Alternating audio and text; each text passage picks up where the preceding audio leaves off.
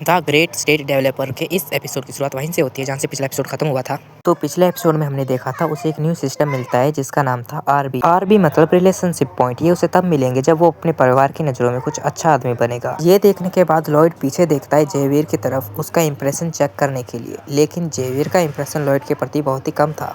ये देखने के बाद लॉयड कुछ चेक करना चाहता था। वो जेवियर की तरफ देखता है और कहता है आज तुम बहुत ही ज्यादा हैंडसम लग रहे हो। ये सुनने के बाद जेवियर का इंप्रेशन लॉयड के प्रति और भी कम हो जाता है और इससे पहले कि जेवियर का इंप्रेशन लॉयड के प्रति और भी ज्यादा गिर जाए वो चलना सही समझता है और वो बाहर के पास आ जाता है और लॉयड बार ओनर के लिए एक कॉन्ट्रैक्ट बनाता है। इसके अंदर वो हीटिंग सिस्टम बनाएगा और लॉयड कहता है मैंने पिछली बार जो भी तोड़फोड़ की है उसका बिल मैं चुका दूंगा, तुम बस यहाँ पर साइन कर दो। जैसे कि हमने उम्मीद की है बार ओनर उसकी बातों का विश्वास नहीं करता है। यहाँ तक कि बार ओनर माइंड होल स्किल का यूज करता है जिससे कि वो उसका माइंड मैनिपुलेशन ना कर सके। तो अभी लॉयड के पास कोई भी चॉइस नहीं है, इसलिए वो बार ओनर को डराने लगता है और बार ओनर डर के मारे साइन कर देता है। लॉयड कितना बदमाश है, आखिरकार उसको उसका पहला कॉन्ट्रैक्ट मिल गया और वो बार के बाहर आ जाते हैं। जेवियर लॉयड से कहता है तुमने बार ओनर को क्यों डराया, ये तो बहुत ही गलत बात है। लॉयड जेवियर की तरफ शांत आंखों से देखकर कहता है कि पास्ट में मैंने जो कुछ भी किया है उस कारण से लोग मेरे को बदमाश समझते हैं। यही कारण है कि वो अभी ईमानदार बनने की कोशिश करेगा तो कोई भी उसकी बातों का भरोसा नहीं करेगा। जिसे सुनकर जेवियर कहता है ये कब से समझदारों वाली बातें करने लगा। और लॉयड कहता है कि मैं बार ओनर और उसकी माँ को खुश करके ही रहूंगा चाहे कुछ भी हो जाए, क्योंकि खुशी ही फाउंडेशन है पैसे कमाने का। और वो जमीन को खोदना शवल से मारना शुरू कर देता है।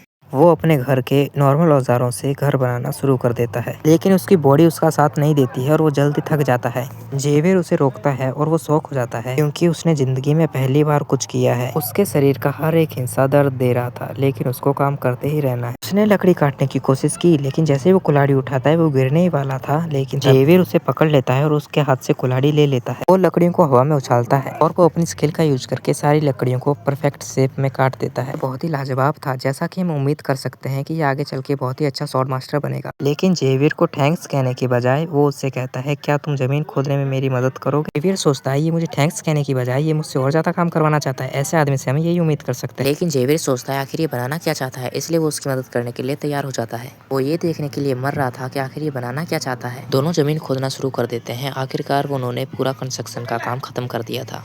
आखिरकार एक हफ्ते की कड़ी मेहनत से ये रूम बनकर तैयार हो जाता है, जिससे बार ओनर और उसकी माँ को काफी खुशी मिलती है, जो अंदर के गर्म और मजेदार माहौल का मजा ले रहे थे। और लॉयड गर्व से अपना लोगो करके बाहर लगा देता है। बार ओनर लॉयड के प्रति बहुत ही शुक्रगुजार था क्योंकि उसने अपने जादू का इस्तेमाल करके सब कुछ ठीक कर दिया और उसके माँ के चेहरे पर खुशी ला दी। जेवियर ये देख के शौक हो जाता है। इसमें कोई शक नहीं है कि लॉयड अब एक अलग ही इंसान लग रहा है। उसे अब भी यकीन नहीं हो रहा है कि सच में हुआ है और ये बात उसे भी खुश कर देती है, जिससे जेवियर का इंप्रेशन लॉयड के प्रति 2% से बढ़ जाता है।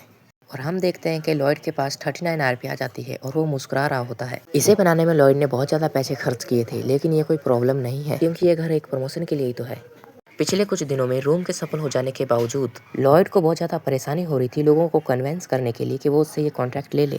वो कंस्ट्रक्शन के लिए 10% का डिस्काउंट भी दे रहा था, लेकिन गांव वालों को उसकी बातों का भरोसा नहीं होता है। गांव वालों को डरा कर कहता है कि उससे वो कॉन्ट्रैक्ट ले ले। तभी पीछे से कोई उसको आवाज देता है। वो उसके पिता थे जिनका नाम आर्कस फेंटोरा था। इनका इंप्रेशन लॉयड के प्रति 20% माइनस में था। इसी सीन के साथ ये एपिसोड खत्म हो जाता है। एपिसोड खत्म तो वीडियो भी खत्म। हम मिलते हैं आपको नेक्स्ट वीडियो में, तब तक के लिए।